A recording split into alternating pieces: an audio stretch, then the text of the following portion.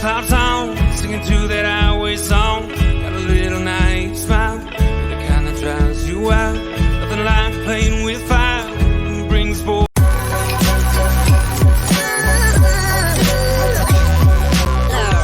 The following is a presentation of the Belly Up Sports Media Network.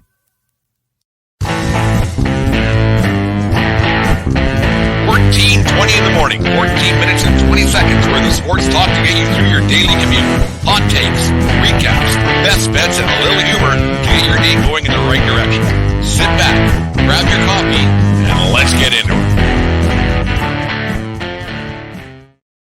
All right, 14:20 in the morning for this October the 3rd, 2023. Today's show, as always, is brought to you by SeatGeek.com and the SeatGeek app. Use promo code 1420pod at SeatGeek.com today and save till $20 on your first purchase there at SeatGeek. Playoff tickets. Go get your playoff tickets right now. And remember, we are part of the Belly Up Media Network. Go to bellyupsports.com for all their great podcasts and great articles right there on the website. Check out the Corner Booth podcast, Rise to the Occasion, the Craft Brewed Sports, and the Captain Lou Extravaganza. Make sure you check out the show Kevin and Lou and I did last night. Looking forward to these Major League Baseball playoffs. Two great guys, some a lot of baseball knowledge in their formative years of podcasting and everything else. So thanks to Kevin and Lou once again for joining me last night before me and Dave got on the air last night. Yeah, pulled triple duty last night. Kind of a busy day at 1420 World Headquarters. And for that, thank you very much for supporting the 1420 podcast, whether it be on podcast form or up on YouTube. Remember to subscribe to our YouTube channel and check out all our great shows. There's lots of great content on there daily. Anyways, well, after 162 games, the Major League Baseball playoffs get rolling later on today in about an hour and a half, 2 hours from right now. A lot of great games, a lot of great matchups. This is going to be a great playoff. I think there's 12 teams that are kicking out to win this year's World Series trophy. I think it's a wide open field. I can't think of anybody who's an outright favorite to win this thing. Yeah, you had some teams with 100 wins. Yeah, you had some teams sneaking in on the last day of the season, but right now anybody can get hot. And with the way the game's played today and the way pitching can happen and strikes out and all on and on it goes, you could see any one of these 12 teams finding their way into getting themselves a world championships. Some of these teams have never won a world championship. Some have won one in the past and won one a long time ago. So it's going to be very interesting to see how this all plays out. You got to think the Atlanta Braves might be a bit of a favorite with their 104 win season. They'll be their second time in 3 years if they can pull it off and win a world championship to take back to Georgia and to the fans in Atlanta. You just wonder what they got left in the tank. Matt Olson had a phenomenal year with his 54 home runs and 129 RBIs. Unbelievable how that guy with those kind of numbers, how he was overshadowed by another guy with a record for the ages, 40 home runs, 70 stolen bases, and Ronald Acuna Jr. And that team basically led wire to wire. They didn't look back. Everybody thought that maybe the Phillies would overtake them. We'll get them in half a second. And then the Mets were going to take that big step. And the Mets, they just met. That's the way they are. But the Atlanta Braves look poised to win their second in 3 years, and with those two guys at the leading the charge, you can't see why they wouldn't. You think just talk with the Philadelphia Phillies looking to get back the World Series that they lost last year in 6 games. The Houston Astros. Trey Turner's been a lot better lately. Bryce Harper's a man on a mission. He's been a man possessed lately. They have a great chance to win. They haven't won a World Series since 2008 when they beat the Tampa Bay Rays, who were back in the playoffs as well. When they beat the Rays, and they lost in 2009 to the Yankees, and that 6-game World Series. You got to think that the Phillies might have a chance. They have a great top rotation guy with Nolan Wheeler, and they can do some damage up front. Like I said, you have Kyle Schwarber. You don't know what he's going to do, but every time he seems to touch the ball, it seems to leave the ballpark, and he's got a good chance to do some damage. And have a guy like that who can change the tide of a game with one swing of the bat, like Schwarber has been doing throughout his 197 batting average season. I don't think it was that high, to be honest with you, but you got those 3 guys at the top. You never know what could happen with the Philadelphia Phillies looking to win their first World Series since 2008. Then you go to the Baltimore Orioles. I think these guys are everybody's sentimental pick, I guess. The Baltimore Orioles, remember, lost 110 games just 2 years ago, missed out in the playoffs last year by 2 or 3 games, I think all it was, and they're in it this year. 101 wins. They have it going on right now. They got a lot of great players. The last time they won a World Series was 1982 or 83. I can't remember. 83, so it's been exactly 40 years when they lost St. Louis Cardinals, I think it was. It doesn't matter. I have no idea. No, it was the Cardinals. But anyways, they have two top-of-the-line, top-tier guys in Gunnar Henderson and Adley Rutschman, two up-and-coming stars, two of the biggest up-and-coming stars in baseball, and they can go out and get something done right now. And that Baltimore team might be a team of destiny. It's going to be a lot of fun to watch, and the emotion that they have in there. They're a bunch of dumb kids who don't know any better, so the damage that they might be able to do and just playing and not knowing and not feeling the pressure and everything else. And they've been up through the minor leagues together, and these guys going to win for each other. We are family, like the 1977 or whatever it is, Pittsburgh Pirates with Willie Stargell and the boys. They're kind of thinking that way, that they might have that team mentality, that family mentality that might push them over the top. And you could see a Baltimore fan base getting reinvigorated to watch that team do a little damage, just in spite of their ownership and in spite of the ownership group, and doing something and getting a world title. First one would ever be at Camden Yards, and getting a World Series there. They had a bit of a rough one in 2016 when Buck Showalter left in the wrong reliever and didn't make the right choice. And Buck Showalter, well, he's out of a job now with the Mets. You wonder if that's going to ever happen again with Buck Showalter, if that's the end of his career, or if he's going to get the tip of the cap. But you can see the Baltimore Orioles with their 101 wins, obviously in a tough division, not the toughest division, but to overcome the start that Tampa Bay had, and all year long, you look at that Baltimore team doing it the way they did.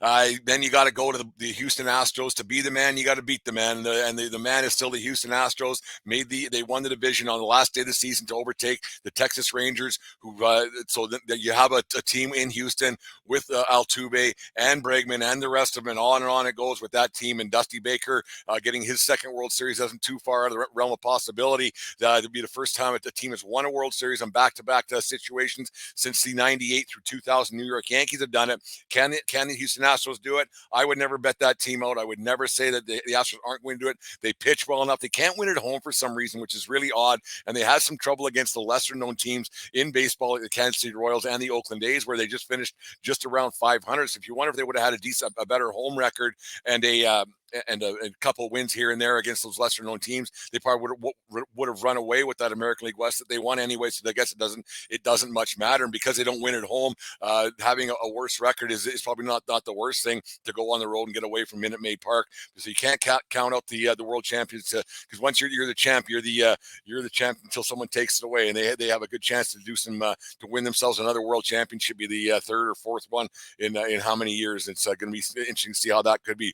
Could it be the Minnesota Twins, who hasn't won a World Series since 1991 against the Atlanta Braves? I think it was. They won one in 87 as well. A couple of great World Series. Kirby Puckett and Ken Herbeck and Dan Glavine were on those teams. There's some names from the past, but you look in Frank Viola and Bert Blyleven, and all of a sudden I'm a Minnesota Twins fan, but haven't won since 91. They haven't won a playoff game since the early years of the George W. Bush administration in the White House, United States. You wonder if this year is going to be the year they face off against the Blue Jays team that we'll talk about in half a second here. I can't see it happening. I don't know why. There's just that, it seems to be that curse. It's been going on forever. Lost 18 straight playoff games, and you just got to wonder why there's a curse. Eventually that will get stopped. It might have just end today. You never know against that Toronto Blue Jays team at home at Target Field in Minneapolis. Great ballpark, by the way. They got this cool. I'll stop here for a second. They got this really cool beer vendor machine. You get a card and you fill it up yourself, and it's a fantastic way to do it. And there's no lineups. It's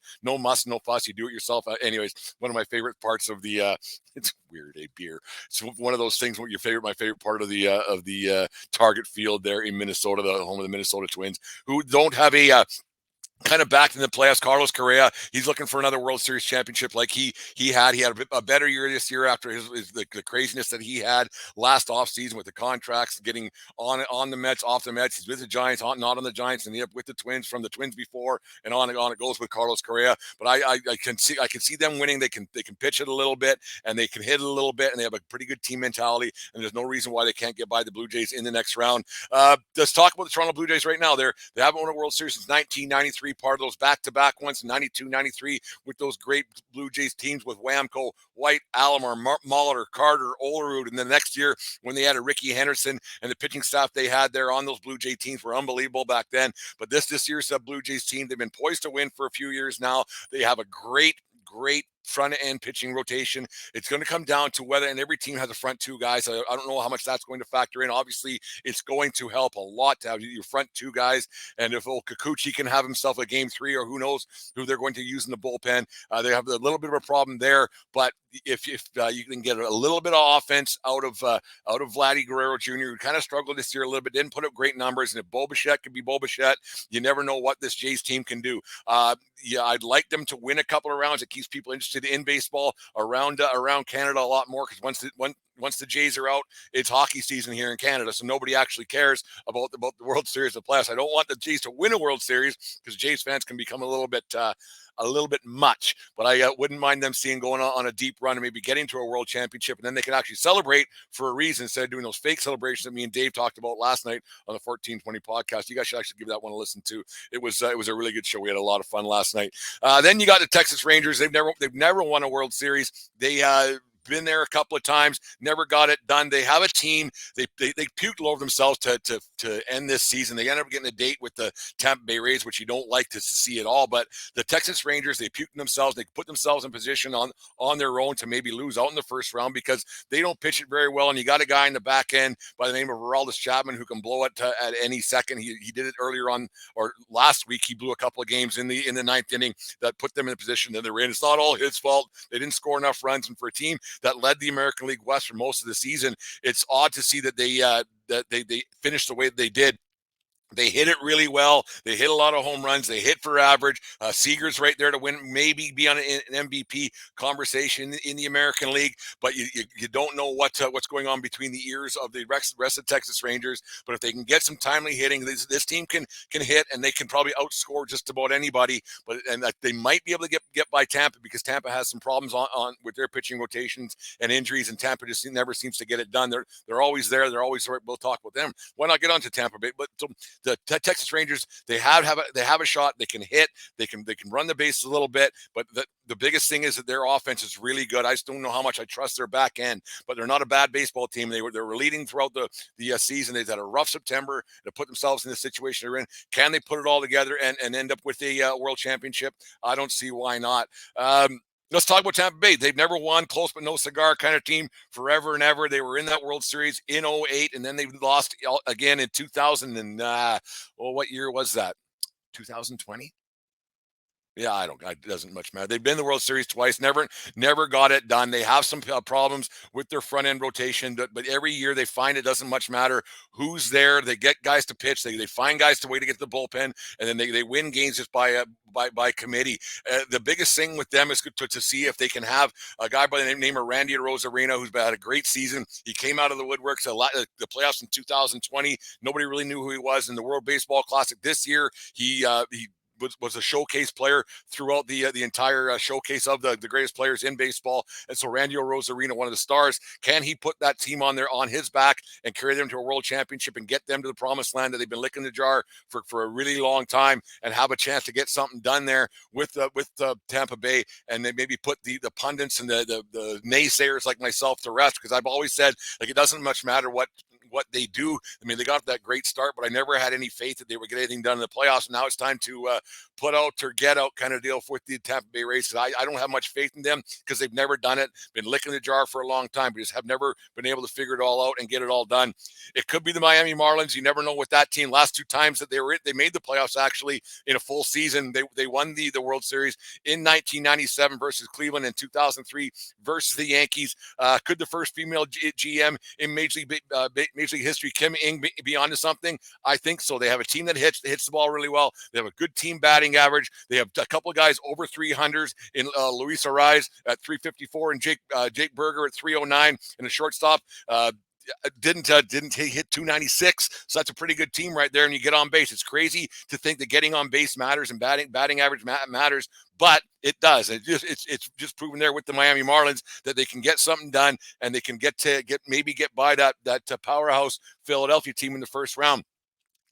Just because you can get on base and batting average doesn't go away in the playoffs. I know pitching gets a little bit tougher, but batting average doesn't go away. I think that guys who hit 350 and you get on base and run around a little bit, you have a chance to win some baseball games. And the Miami Marlins are going to have a chance to win some baseball games because you never know what could implode with the Philadelphia Phillies in this first round. Should be a great matchup. Milwaukee Brewers have never won a World Championship either. Last appeared in the Fall Classic in 1982. That's a long, long time ago, losing 7 games to the St. Louis Cardinals. They have just as good a chance as anybody to win. Corbin Burns and Freddie Peralta on the front end of that rotation. That's 2 guys who can pitch it really well, go deep into the midnight sun and get you a lot of innings, eat some innings. They can get something done. They can win a round or 2 right off the bat just with those 2 guys, because you go up, you win 2 straight in the first round. You're on to the second round. You win 2 straight. Or you go 3 or 4 games in the second round, and you have your pitching staff set up for the rest of the playoffs. It could really, really do a lot of damage for that. And they picked up the president of Josh Donaldson fan club, Josh Donaldson. I'm kidding. I don't see Donaldson being much of a factor in these playoffs. It's going to come down to can Christian Yelich, can he find himself, find the fountain of youth maybe a little bit to get rejuvenated a little bit for this team in Milwaukee, get them back to a World Series like the first time since '82. Will this be Craig Counsell's swan song as the manager of the Milwaukee Brewers? He's rumored to be going to the Mets. I don't know if that's a proper fit for a guy like that and whether you want that job or not, because he's got a pretty good gig going there with the Milwaukee Brewers. It's going to see so a long ways, but I don't mind this Brewers team. They hit a little bit, they can run a little bit, and they got a very good front end 2 guys that can get it done. The Arizona Diamondbacks. This last time they won a World Series, as you all probably know, I'm a New York Yankees fan, and 2001 was one of the greatest World Series I ever witnessed in my 49 years on this planet, 46 years of watching baseball. The 2001 World Series, of course, after the 9/11 disasters and tragedies and all that happened, Luis Gonzalez ripped the heart out of Yankee fans, and I think a lot of baseball fans were cheering for the Yankees and for New Yorkers on that World Series, greatest World Series I've ever seen. Gonzalez hit that bloop single up the middle with the infield drawn in, and that's the only time that the Arizona Diamondbacks have won the World Series. They have once again they have 2 very good front end of the rotation with Zach Gallen and Merrill Kelly. They're 2 1-2 guys, best 2-1 guys in the league. This team runs, and they run a lot. Rookie Corbin Carroll, Lourdes Gurriel, they can run. I think Carroll stole 58 bases. So this team likes to run. This team likes to put pressure on the defense and get things moving. And this team could do a little bit of damage. They snuck into the playoffs because of an error. I think that Cubs error back about a week and a half ago that really put them in. But this team can run a little bit. This team will surprise some people, and this team could win themselves a world championship. And then last but not least, the Los Angeles Dodgers. You have a team that they haven't really, they won that World Series in 2020, but how much faith do you put in that one, the COVID year and the half a season and on and on and on. So they really haven't won a World Series since 1988, that great 1988 run that Earl Hershiser went, that dominance he had throughout the end of the regular season and into the playoffs. And he won a Cy Young that year as well. And then you look at a guy like you had the Kirk Gibson home run, the iconic Kirk Gibson home run with the Vin Scully call in the background and everything else. So they haven't really done anything since 88. They've been licking the jar. As anybody's been licking the jar. Playoffs for 11 straight years. That one World Series, they lost to the Red Sox in 2018. And I think they lost a 2017 one to those no good cheating Houston Astros. But this Dodger team is poised to do something this year. I think they might have a very good chance of doing it. This might be a ride off from the sunset swan song for Clayton Kershaw is to get one, to put those ghosts of playoff past